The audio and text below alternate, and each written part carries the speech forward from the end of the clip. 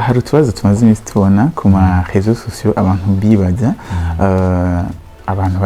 barabona amashengero yuzura les dimanches barabona ibikorane bitandukanye abantu byegeranya ibihumbi n'ibihumbi by'abantu ngo mugabo nta impact mubivuga kwiki ibyo biko baravuga nuko bakwiye gutahura iki cyambere niki bakwiye gutangura cyambere nuko ibibazo bitazokoma biriho isi kuva ikibaho gushika no munsi n'igihe Yesu yari ibibazo byari biri rero hariho abahindutse hariho n'abatahigize bahinduka hariho bumvise ubutumwa bwiza hari nabo batigeze babugumvise mugore batigeze bahinduka rero ukuzura kw'amashengero nje kubwira ko amashengero ntibisigura yuko bose bashobora guhinduka kuko ni ikanguro rije mu gihugu hari abahinduka by'ukuri hari n'abahinduka badahinduka by'ukuri rero nibo bavuga yuko kubera amasengero ari menshi bikorana ari byinshi ngo atakira kimwe kibaye nagomba mbwira abantu ko badukirana yuko gusenga ushobora kubibona gutyo kubona umenga nta kimwe kiba kirahinduka mugabo gusenga bisaba gukovya iyo umuntu yakobeje ntiyabona ukutabarwa kw'Imana mu ruhande rumwe abavuga ico kibazo ndabumva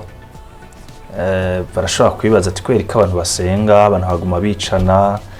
ntihagire iterambere tubona mu buryo bumwe canke ubundi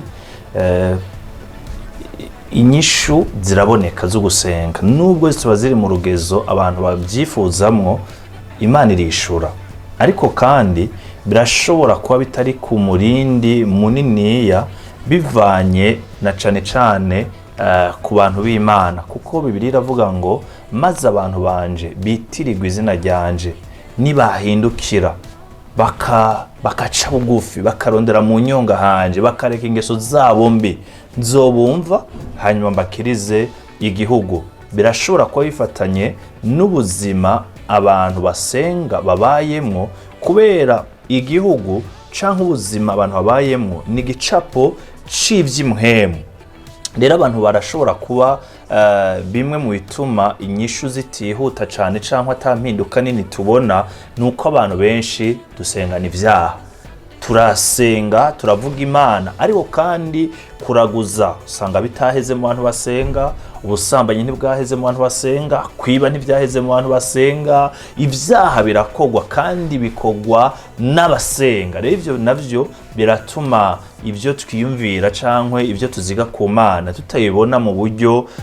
twari tuvyitezemo rero je novuga ko abantu basenga nibaye mukuri duhindukirire Imana twihane dusenge mu mpemu no mukuri hanyuma Imana iri mu ijuru izotwumva itugirire neza bitume n'ivyo tuyisaba yaba mu iterambere cankwe mu mpinduka z'ibintu tuyibona mu buryo bwiza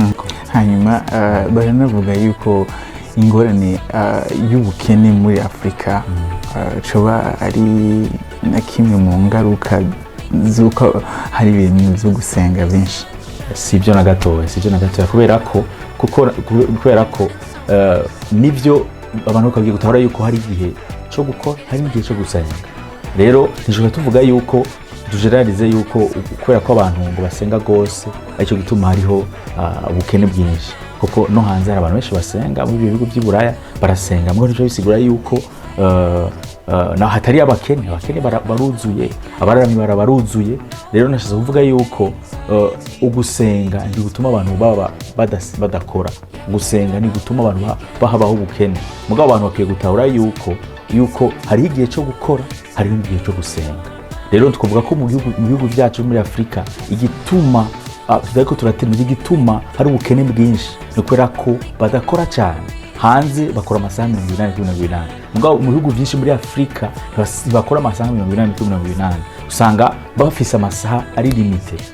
muko muratari gituma rero novuga yuko ugusenga nishobora kucanga guca tuvuga yuko gusenga ariko gutuma abantu badatera imbere na Bibiliya yanashigikira akavuga ngo udakora ntakaye nishigikira ubunebwe ari gusunikira abantu gukora uko uyu umuntu akoze arabona umwimbo ivyo yakoreye rero nohimiriza abantu yuko nivyo nusenge mugabo wige no gukora cyane muvuga pe sindacibaza cyane gose muri ubwo buryo kubera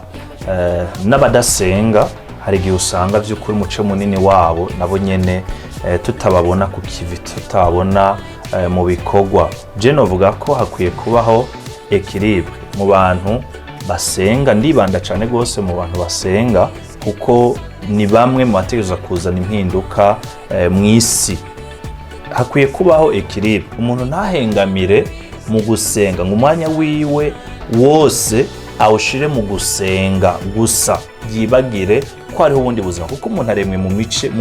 muri dimension zitatu: impwemu, umushaha n'umubiri. Ibi byose ni ibintu bikenewe kubaho kandi bikenewe kugaburirwa. Rero umuntu ntahengamire cyane mu gusenga, ariko kandi yibuke yuko hariho ubundi buzima abwirizwa gukora. Bibiliya ivuga ngo udakora ntakajye.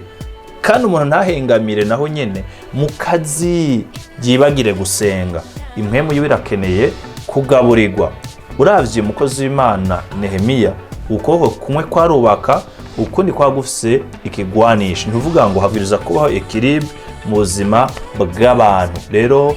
sinovuga ngo abasenga no batumye cyangwa ugusenga amasengesho niyo yatumye iterambere ritaba. Oyaye, hariho umuco w'abantu bameze gutyo, ariko nohanura ko abahengamiye mu ruhande rumwe bo kwibuka n'urundi ruhande bagashiraho equilibre, akamenya uburyo bakoresha imyanya yabo. Dusenge kandi dukora, kuko umuntu ntagizwe na dimension imwe y'imwemu gusa cyangwa dimension y'umubiri gusa. Umuntu aremwe mu dimension atatu, zose zikeneye kubaho kandi atakigonga ikindi.